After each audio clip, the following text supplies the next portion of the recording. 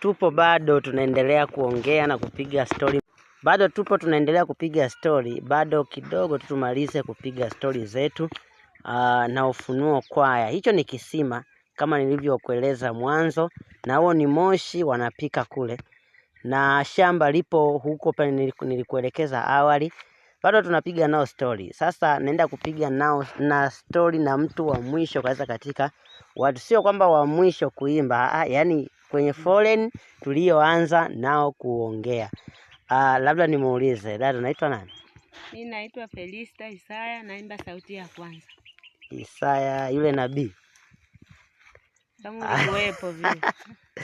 Basi nafurahi sana kuongea na wewe Felista Isaya. Wewe ni mwimbaji wa sauti ya ngapi? Ya kwanza. Sauti ya kwanza. Una uimbaji unakuvutia kwa namna gani? Uimbaji unanivutia kwa sababu kwanza niseme tu kwamba uimbaji sio eti niimbe tu niishie hapa hapa, hadi mbinguni natakiwa nikaimbe. Tukikutana na nyie wote wanakwaya wenzangu wote mliopo, tukutane mbinguni tukiimba kwaya. Tusiishie tu hapa hapa. Unamaanisha kutangaza injili kwanza alafu baadaye? Ndiyo, tunapomsubiria Yesu.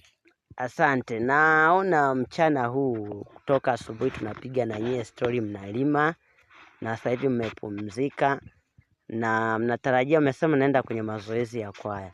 Na hapa tunasubiria tu vyakula viive tule tuingie kanisani kwa ajili ya kuimba kwaya. Leo ni siku ya Jumatano, ni siku yetu nzuri kabisa kuingia kwenye mwaka mpya.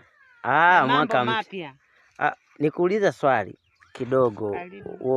Mwaka mpya unakuja na wewe ni mwimbaji na mnasherekeaga kwanza sikukuu?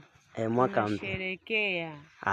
Sasa nikuulize swali moja kwamba sikukuu inakuja, na kama sikukuu ni leo, ndo mwisho wa siku kesho tunaanza mwaka mpya.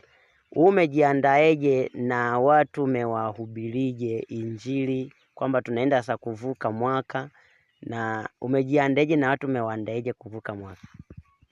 Watu nimewaandaa